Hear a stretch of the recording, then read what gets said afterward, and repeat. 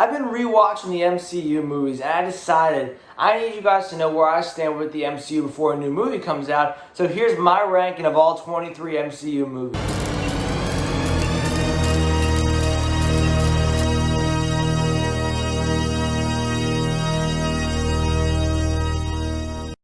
Welcome to Silver Screen Talk. My name is Luke LaPointe. I recently started this channel because I love movies. They are a big part of my life, and I want to talk about them with people who care about them as much as I do. With that, remember to hit that like and subscribe button, and most importantly, I want to hear you in that comment section. I know a lot of people love the MCU, so what movies do you love? What movies do you hate? What's your ranking for the MCU? And where do you agree and disagree with me? As we all have opinions that differ. Also, I want you guys to let me know what videos you want me to be making, because this is a newer channel and I want to craft my channel around my viewers. So with that, let's get into this ranking. At number 23, I have Thor: The Dark World. Now, there's not much to say about this movie, except that it is an extremely boring movie. Malekith is an extremely forgettable villain who bores me on every occasion. Natalie Portman is phoning it in this movie, and they handled Loki's fake out death scene very poorly. There's not much to highlight in this movie. There was some good action in the third act that kept this from being a bad movie, but it is not one I rewatch on many occasions. At number 22, I have Iron Man 2. Now, one of the problems with this movie is the constraints it had from Marvel. After the success of the first Iron Man, Marvel tasked Favreau with setting up so many different plot lines. So it's overstuffed with the plot lines about Tony's health, introducing Natasha and S.H.I.E.L.D., evaluating Tony as a possible leader for the Avengers initiative, Justin Hammer and his feud with Tony, Whiplash and his feud with Tony. So that is a lot to address in a 2-hour movie. And as a result, Whiplash, who had the potential to be a great villain because he has real legitimate reasons to hate Tony, is just not used enough because we have to focus on issues with Tony's father for some reason. And while it was funny at times with good action and dialogue, the final battle really was a repeat, and it falls flat even though it's rewatchable. At number 21, I have Thor. Now, this is a movie that had a hard time deciding the vibes that I was rolling with.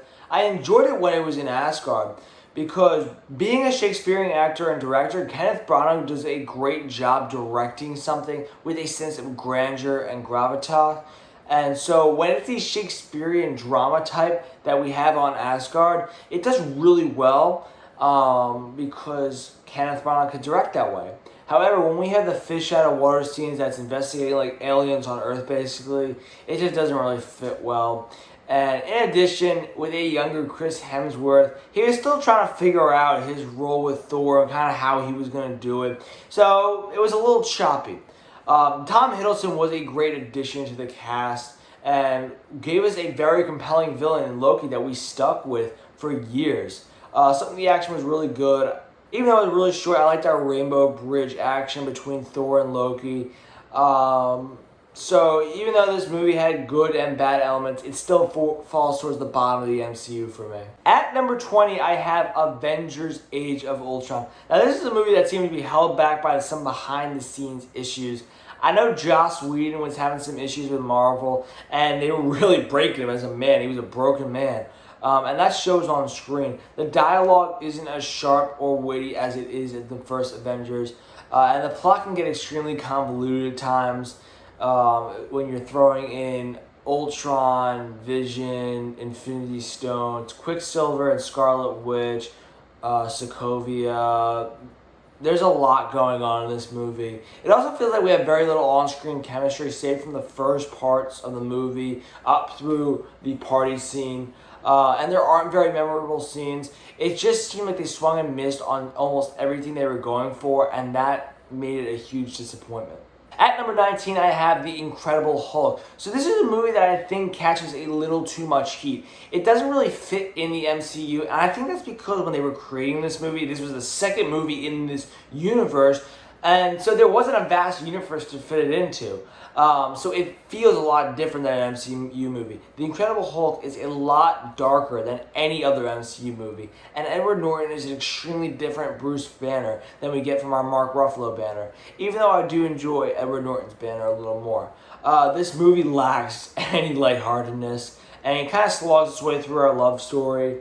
However, the action is really good. The special effects are amazing, especially with our battle between Hulk and Abomination in the end, where we get the Hulk smash moment, which was really fun. So while the MCU was still working out the kinks in this movie, it was a good movie that just ended up being forgettable because it was so different. At number 18, I have Captain Marvel. Now, this is a movie to me that was just kind of meh. Didn't love it, didn't hate it, didn't have much thought about it. Brie Larson isn't really one of my favorite actors, so I wasn't really excited about seeing this because I was just really excited about Endgame the next month. But it did have some highlights. She did fit really well as Carol Danvers, although we didn't spend a lot of time with the true Carol Danvers, as she was kind of fish out of water for a lot of the movie. All the plot that surrounded the Skrulls was very interesting because they are very interesting when they're on screen and in the comics. Some of the action was really, really good, and the de-aging on Samuel L. Jackson was perfect. However, the way they kind of say that Samuel L. once trusted someone and then lost an eye was such a cop-out. And in addition, our antagonists are played for laughs too many times, and Annette Bening was going for a really, really weird antagonist as Supreme Intelligence. So, like I said, for me, this movie was just kind of meh, because I didn't really have much of an opinion on it. At number 17, I have Doctor Strange. Now, while this was a really cool movie, it did sort of disappoint me. They have this hero in this world of magic that has some really trippy abilities, and they place him through this cookie-cutter MCU formula. So there are parts of this movie where I just kind of felt like I was watching Phase 1 or Phase 2 of the MCU. And while Matt Mikkelsen usually plays a good villain, and he kind of does here, Caecilius is still kind of forgettable. Dormammu, he doesn't seem like much of a threat, even though our last action scene with him and Doctor Strange is pretty cool. He doesn't seem very menacing throughout the entire movie. In addition, Rachel McAdams was criminally underused in this movie, considering she did have good on-screen chemistry with Benedict Cumberbatch. However, Benedict Cumberbatch did shine as Doctor Strange, and these special effects were incredible. They were trippy. They were stunning. They just blew my mind time and time again as the movie went on. So this was a movie that wasn't a complete waste, but it could have been way better and more unique. At number 16, I have Iron Man 3. So this is another movie that I think catches way too much heat and crap. Is our Mandarin twist kind of a cop-out and stupid? Absolutely. However, I do not think it was as bad as people say. Aldrich Killian is a stupid and generic villain, but he does an alright job with that. And this movie really is more about Tony than anything else. It was a smart move to take Tony away from his technology and put him in a vulnerable situation mentally following the Battle of New York. And it turned out to be a bit of a character study for Tony.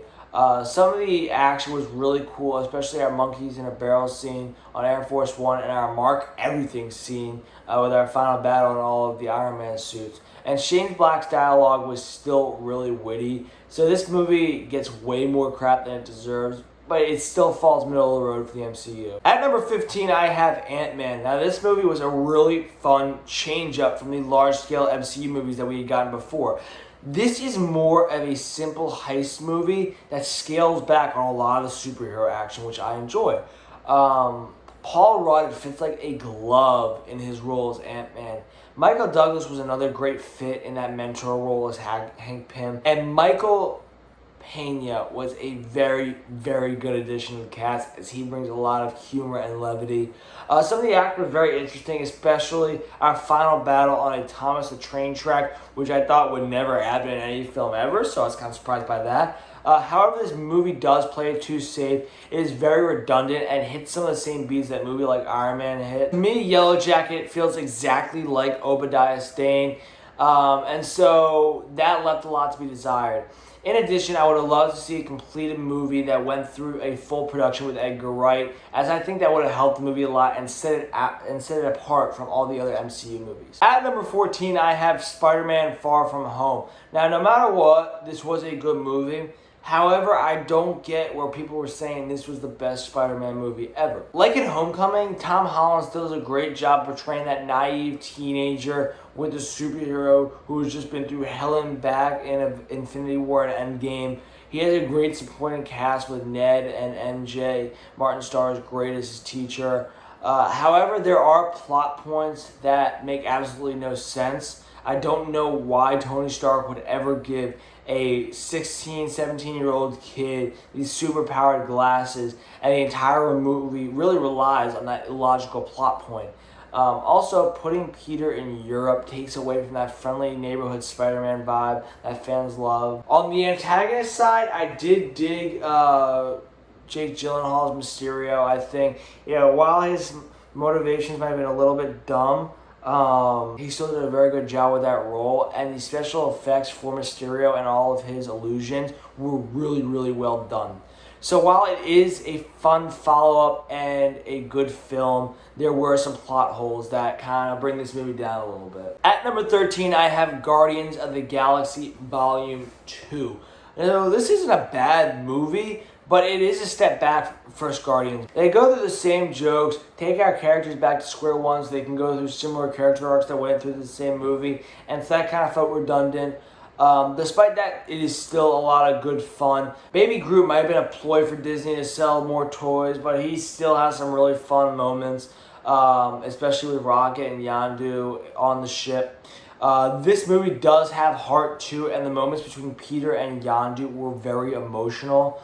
And probably Yondu had the most impactful death of the MCU until Tony. The special effects are on point and essentially perfect. However, this plot does stall for a while right after we meet Ego, because apparently we need to spend time with him and Peter having a catch, which I felt was very unnecessary.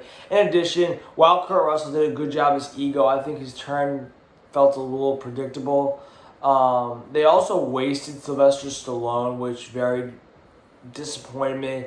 However, it is still a worthy follow-up to the first Guardians. At number 12, I have Captain America, the First Avenger. Now, this is a movie that is truly a tale of two halves. When it is the Steve Rogers Captain America origin story, it does a really good job with that. It shows us the values that Steve holds close to him and drive him that through this entire Marvel Cinematic Universe. However, when it is the Captain America in World War II movie, it falls so short of what it could have been. It zooms through almost all of World War II and gives us almost no Howling Commando action. The movie could have been about 15-20 minutes longer in order to give us more action, and it wouldn't have stalled at all.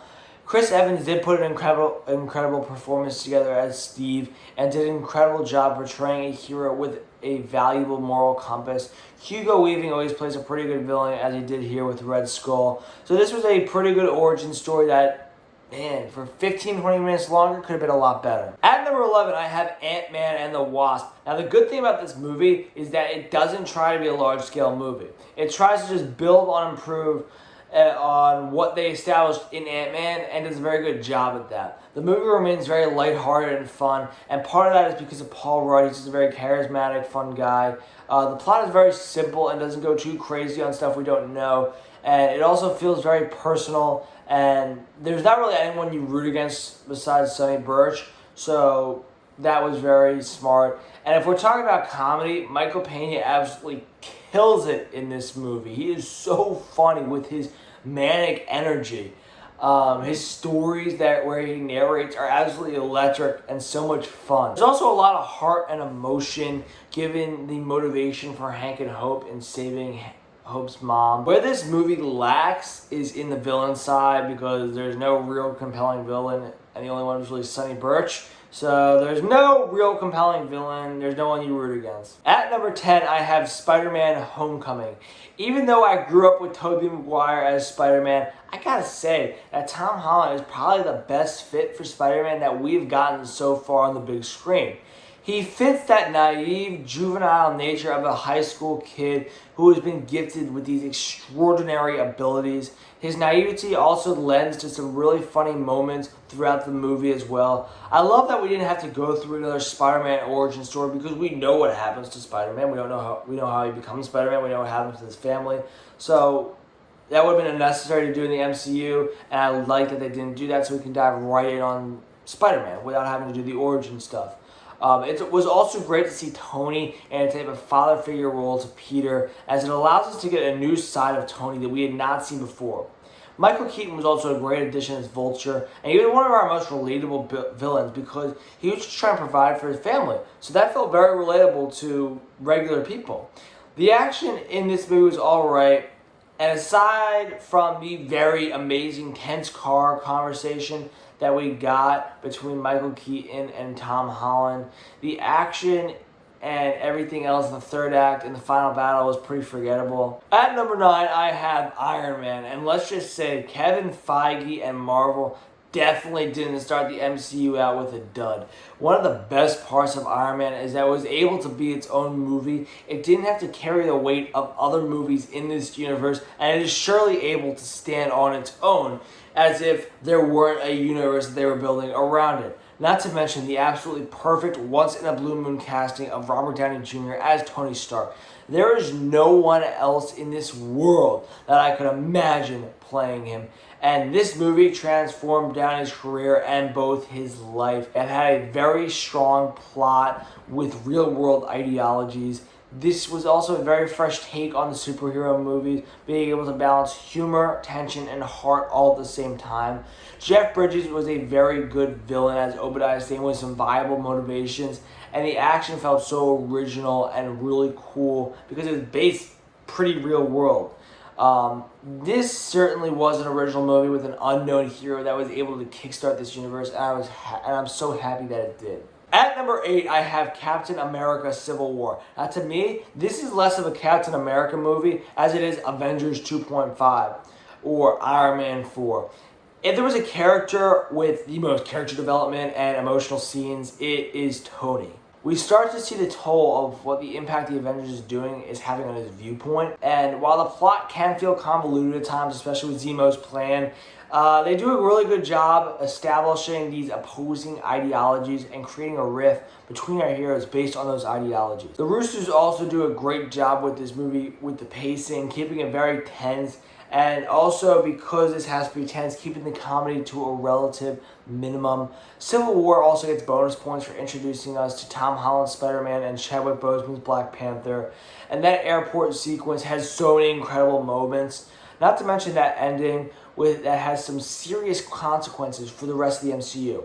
Overall, this was a solo movie that felt the most high stakes of any of our solo movies. At number 7, I have Marvel's The Avengers. Now, this was like the first major team-up movie that we ever got, and it was pulled off so well. Bringing together so many characters for the first time allowed us to have really good chemistry and natural chemistry, whether it's like Cap and Tony or Thor and Black Widow. There was just so many of those moments. Joss Whedon had some really good, witty dialogue that was both funny and intelligent.